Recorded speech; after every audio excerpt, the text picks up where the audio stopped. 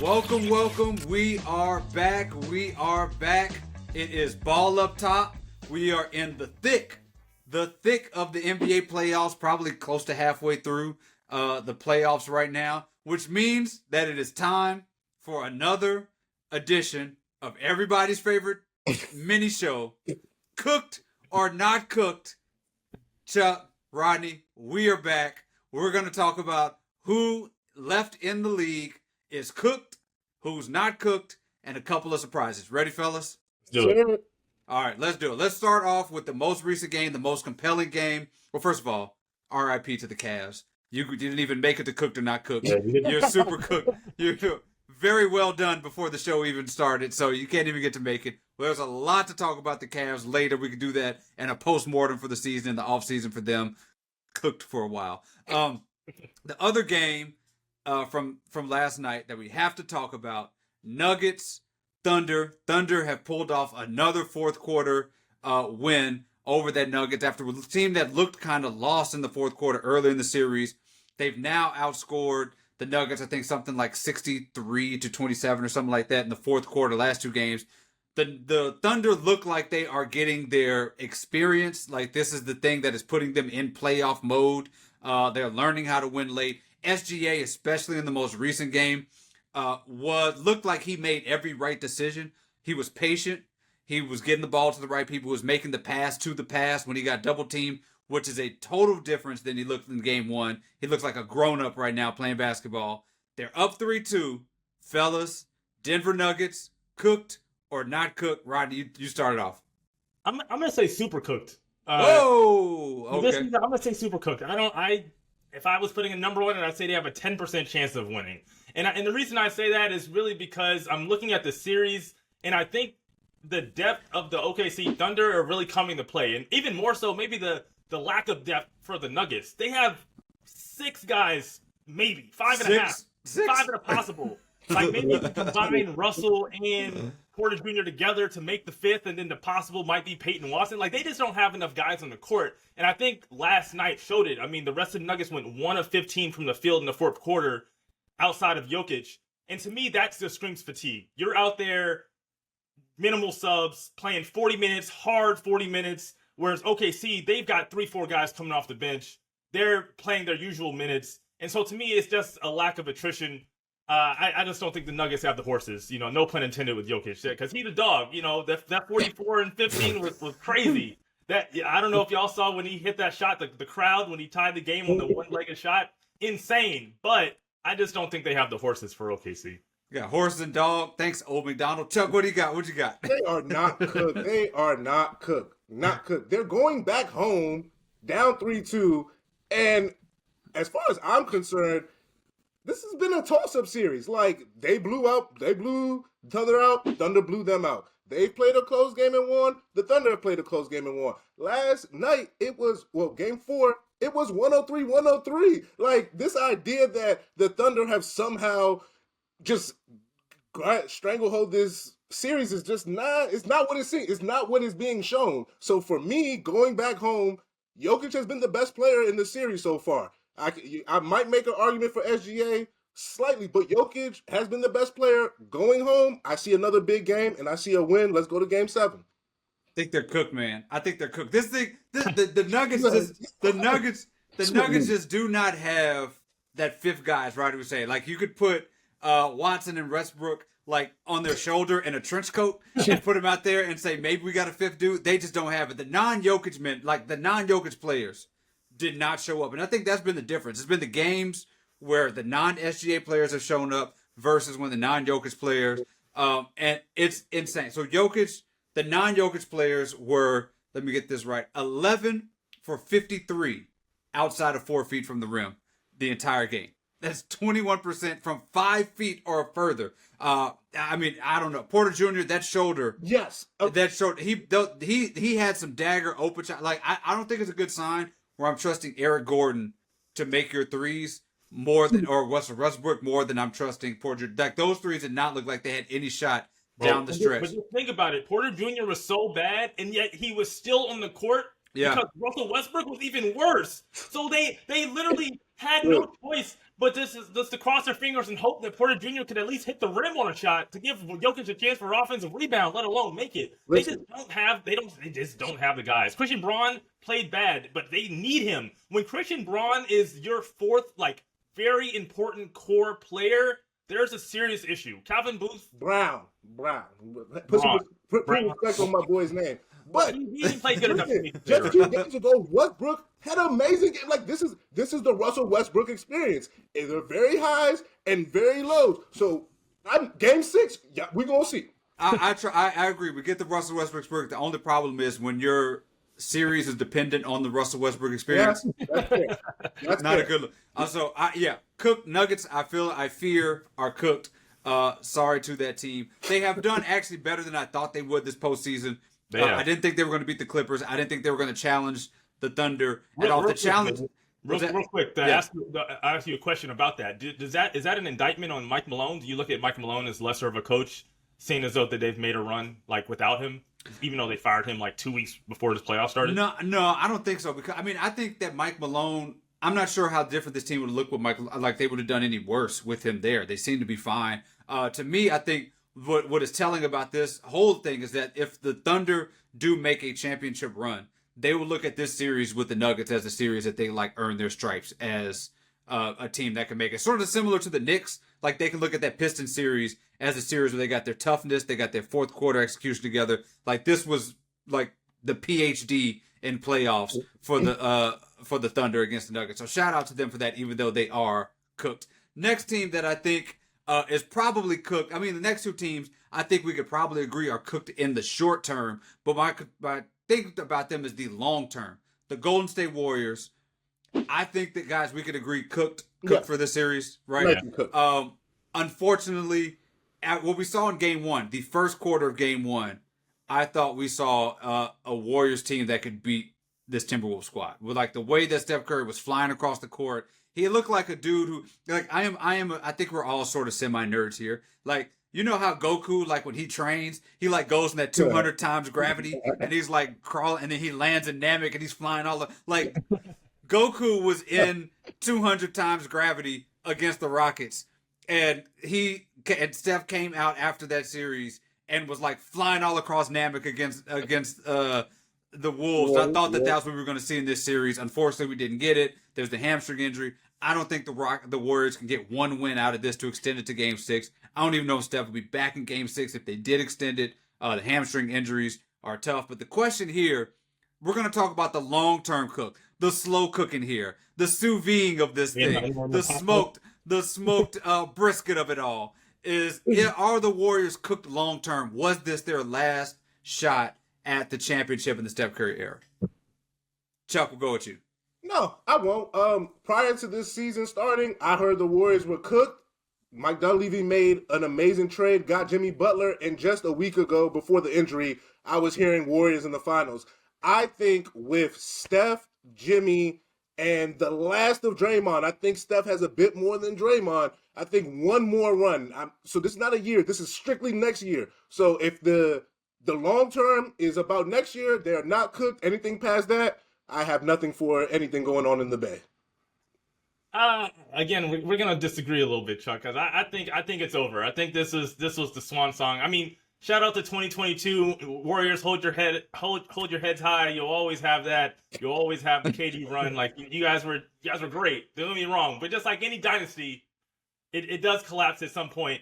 And I think Steph is still good. I think Jimmy is still good. But then you look at the rest of the roster, I don't think Draymond has much left. I'm looking at Draymond and I'm unsure if he is like a real starter caliber player for an 82 game season plus a postseason. And they're relying on him heavily.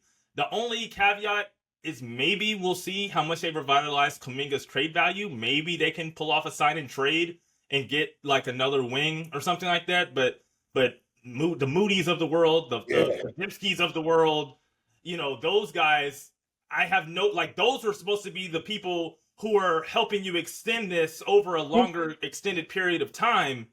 And what have you seen anything that makes you feel like? I believe in Steph though.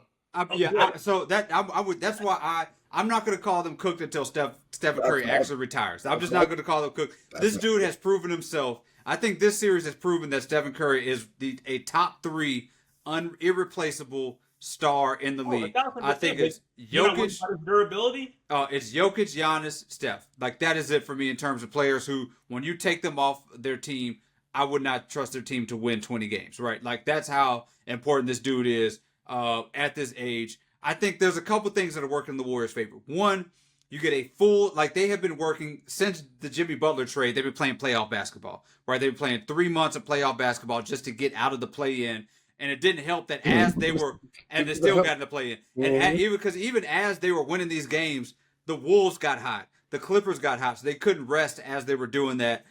There was some tiredness at the end, as that Spurs game indicated.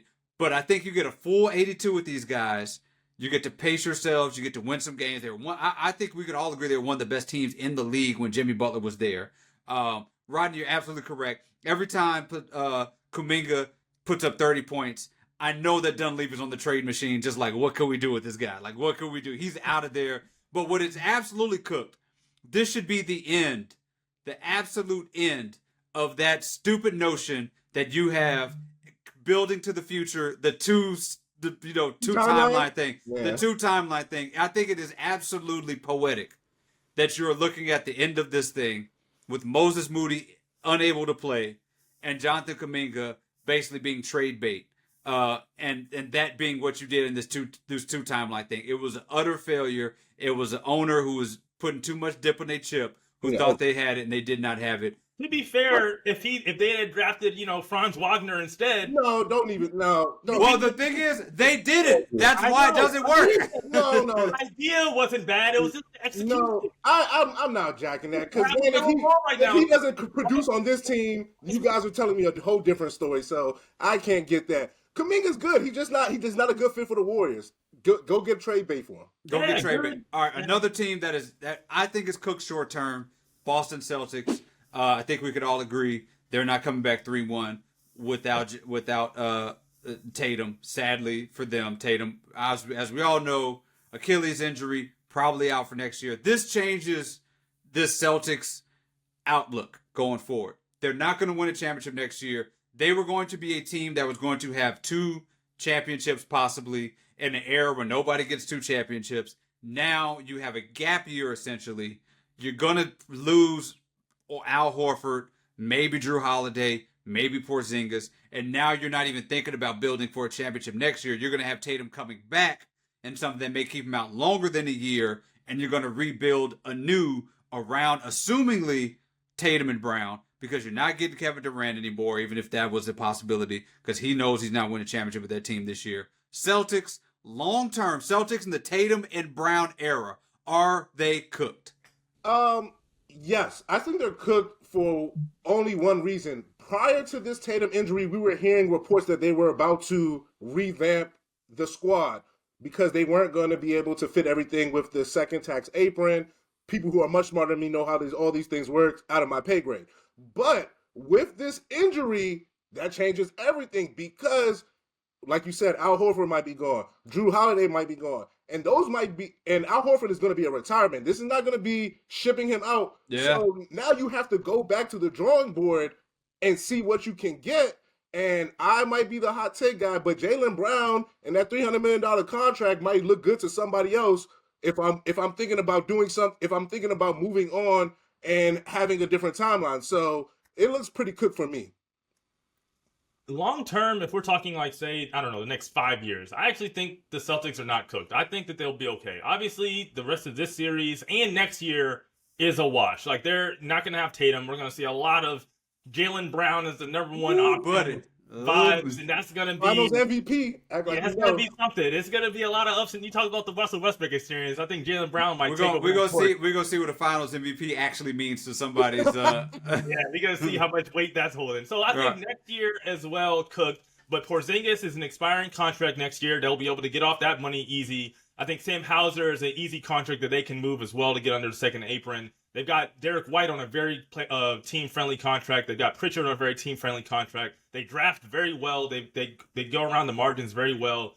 I think that they will be fine long-term, But the biggest question mark, obviously, is can Tatum come back and be elite after an Achilles injury? He's logged almost 25,000 total minutes, in his career. Was considered pretty much the most durable star that we had over the last 8 years, since he's been in the league. So if he can come back, that's the caveat. If he can come back 90% of what he was, you know what I mean? And you still have Derek White, you still have Jaylen Brown, you're still going to draft. I think that they will be a contender. Later we're going to talk about, the East. And I think that also will help them not be cooked, because they're looking around, it's like, who is really there in the East to stop them from still being a contender? Yeah, I'm with you. The only thing we got to remember, they were about to lose this series anyway. They were losing this game. Like, at this very best of the Celtics. It's hard to repeat. But at this very best of the Celtics, with Holiday, with Porzingis, with all that they had, they were still about to go down 3-1 to the Knicks, which is a team that they should be. 258 on the clock when he got hurt. Like, be serious. Yeah, and they were. No, for sure. His injury has nothing to do with it. But I just have confidence. But it seems like, but the thing is, you're going to have to build a team better. That's what we just had. What we just now. And we're just a second round exit. Possible. It's like they had Drew Holiday, but it's not like they had all-star Drew Holiday. Like, you can get a good defender to replace Drew Holiday. This Drew Holiday. So as you mentioned, Rodney, is one of the reasons that you believe that the Celtics are not cooked is the Eastern Conference. We are about to witness an era of the Eastern Conference that harkens back to the early 2000s, Ron Artest Pacers, Marcus Camby era Knicks. Just an inferior version of that Eastern Conference, because Giannis is leaving, Jason Tatum is out next year, the draft picks, the future, all went to the Western Conference. The Eastern Conference may be cooked. We may be looking at like those dark days. You remember when the Spurs would make the finals? They played the net, like those Nets years of like Jason Kidd, right? Right. Made a quick appearance against the Lakers. Shout out to Richard Jefferson. We love Richard Jefferson, but I don't remember a single moment from any of those finals. We're looking at NBA finals not too much ratings cratering. Sadly for the East. Eastern Conference definitively, yes, you are cooked for a while. Eastern Conference is cooked. I think it's time.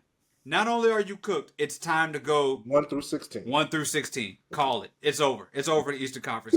Do either of you have any words to salvage the Eastern Conference right now? No, but has the Eastern Conference always been like, they've had a very small stretch with LeBron but they've been cooked like my whole adult life. Like, well, I mean, but you've got a Celtics championship. You got a Raptors champion. Like, they've snuck in there and got some championships. Okay. When LeBron was in the East, that's what I'm saying. Like, they were winning. But that's about it.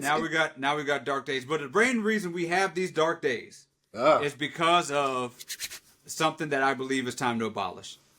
NBA draft lottery and the NBA draft as a whole needs to be abolished. I think it's cooked. It's time. Get rid of it. Explain why. Right, please. There are a multitude of reasons to get rid of the NBA draft. First of all, are we getting rid of the draft or the lottery? The whole draft, and the lottery. I don't want it. I don't want it at all. First of all, you should be able to, if you're coming out of college, pick the team you want to go to, cap your rookies differently so you don't just stockpile a bunch of rookies, and you force teams to actually be appealing to a rookie to want to go play for. I don't believe in rewarding mediocrity, like if Cooper Flagg had gone to the Washington Wizards, this would have been a disaster for the NBA. This would have been a disaster to penalize this dude for a great college career and make him go to a terrible team and a terrible organization. Because what we know here is that number ones do not really result. They go to bad organizations. They do not result in championships. The only number one the number one that really resulted in a championship in that run was Tim Duncan, and he went to a great organization. LeBron during the run. Okay. What did LeBron do? LeBron left and let them stockpile, and he left and waited for the Cavs to become a great organization. Then he came back won a championship with them. What you force owners to do, which is why they want to prove it, is you force these billionaires and these owners to actually be good at their jobs. The lottery and the draft is there so that you don't have to make owners be good at their jobs. They can be bad at their job, and you can draft a Cooper Flagg. You can still be bad at your job, and you can make money because ticketed folks will come and pay to see Cooper Flagg play for Washington. I feel like you should penalize them. But like, I'm fine with the fact that the Wizards and the Jazz did not get Cooper Flag. I don't believe in bad organizations. I'm fine with that as well. Getting these good picks. Because also here's another thing that's just more so about my morals and where I stand. I am so damn tired of billionaire owners poking their chest out, talking about how brilliant they are, when 99% of the reason you're successful is because somebody picked a ball out of a bucket, luckily, that had your name on it. Like, that is the thing. This gets rid of all of that and says, hey, be better at your job, and then reward you for it. I will say I'm halfway with you. Yeah, halfway. And I'll say halfway is because I like the fact that they don't reward tanking with the lottery odds. The Wizards, the Jazz, the Hornets. Tanking? They were so bad they might as well have been. Okay. You know what I mean? Like, they were terrible. We can't allow, like, this. I mean, the Sixers, like, these teams that were purposely putting out terrible products on the court, which the Wizards were doing. They got the excuse because they were all young, but they were putting out not good players on purpose because they wanted the best possible odds. You should not get rewarded for that number one pick. The only thing I'll push back on David, and it's more so just a question, is that, for example, the KD Warriors, I mean, and maybe this is a little biased because, you're a Warriors fan, but would you have been okay with the KD Warriors then getting the best player in the draft, thus, making parity in the NBA impossible because the best teams are getting the best players? Well, here's the thing. But this is the thing, though. You cap it differently. You cap, however you do it, you cap your rookies differently. Maybe you cap it by how many wins you have or something like that, where it becomes, all right, I could get, like the Warriors say, you can get Zion or whoever came out that year, right? I could get Zion, but even though if I'm paying Zion, say $5 million or whatever the rookie scale is, he's capped at 4 times that.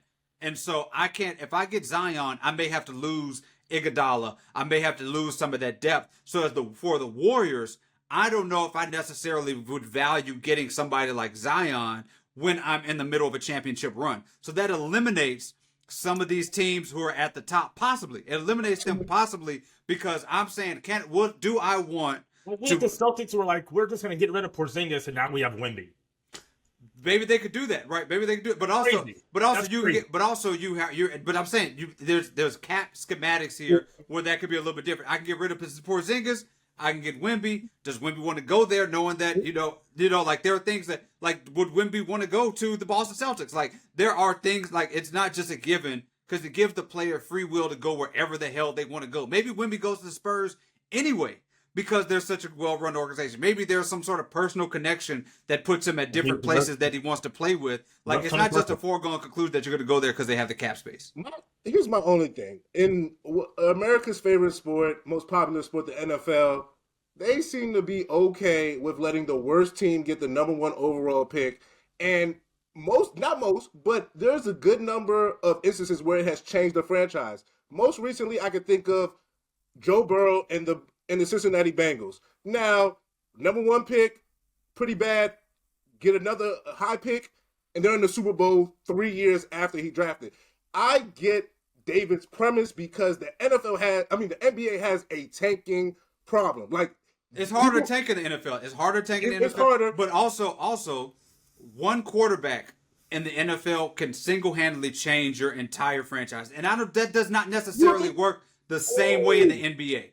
It does not necessarily work in the same way. Generational player, a LeBron James. Like, LeBron James, if he would have went to Memphis instead of Cleveland, we're having completely different historical. Well, yeah, it's LeBron. It's LeBron. It's Wemby. It's those players.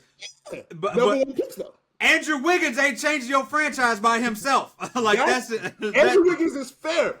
Andrew Wiggins, and I think Andrew Wiggins is probably the perfect example of this. A guy who's really good, but not the significant franchise changer. But when you put him on a team, he helps them win championships. So I don't really know how. But what kind of team did you put Andrew Wiggins on? Put him on the good team. He went to a good organization, and that's how it happens. Would you have somebody like? I mean, would you in NFL? You have a number 1 pick. that guy, and you have a quarterback. Yeah. That quarterback can single-handedly turn you into, especially because you're on. We saw with Jaden Daniels, not number one pick, but Right, because especially when you're on that rookie scale, yes. you have a window where you can get these other guys and bring them on differently in a different construction than you have in the NBA. I think that's what makes it. The other thing is, if you're going to keep the lottery, if you're going to keep the lottery, say we're keeping it, say nobody listens to David because they're too stupid to believe in me. If you're going to keep it, at the very least, you have to have at least one 35 win season in the last 2 or 3 seasons to be eligible for a top 3 pick.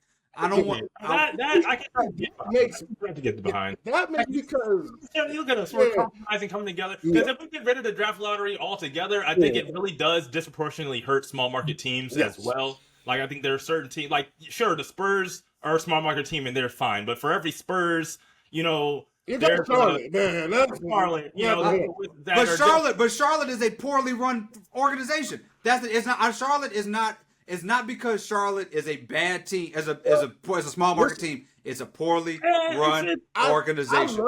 That's just one thing. I love it, but to be fair, the NBA got a lot of points. Like this is a be better at your job. Be better at your job. You talk attitude. All right, so speaking of game changing, generational talent, generational changing, we're gonna do real quick, rapid fire. We're going at the same time. Where do we think Giannis is going? In 1, 2, 3. Houston Rockets. Did I just hear Milwaukee Bucks? Yes. You think? What? All right, 10 seconds. You think he's saying? Tell me what's going on. What in the world? What? I think Giannis is a loyal guy. He's a family man. He sees Dirk. He sees Kobe. He sees Steph. I don't think that there is a team that fits his criteria where we're seeing reports where he wants to go to the East and things of that nature that are going to be so enticing that this year he leaves the Bucks. I think that he's in Milwaukee for another year or two. He also sees Luka and he sees some jersey sales, and that brother wants in on that. That's just Luka get cooked. Chuck, what do you think? Well, I heard Fran's name earlier. I heard Orlando on my pick. Works out. East Coast, no taxes. I don't know about the child income tax credit, but it seems pretty good. Listen, all people probably talk about the things that Giannis is looking for. I actually have the things Giannis is looking for in Orlando. Houston, they are no tax also. Yes. Houston, geographically, is pretty much an Eastern team. What are you talking about? You know what I'm saying? It's the dirty South. Your third coast, baby. Third coast, dirty South.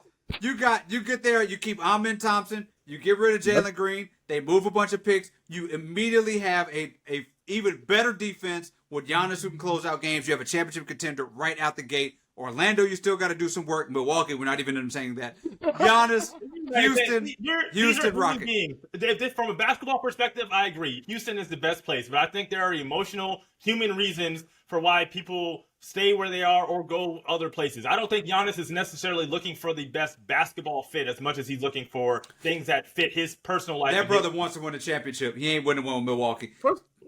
All right. Rodney's take is cooked. That is the last thing that is cooked. Also, the Raptors are my dark horse. Raptors. Okay. All right. I don't know what the tax situation is in Canada. Free That's healthcare. what I'm saying. I don't know. Yeah, all right. Can't push back. Perfect.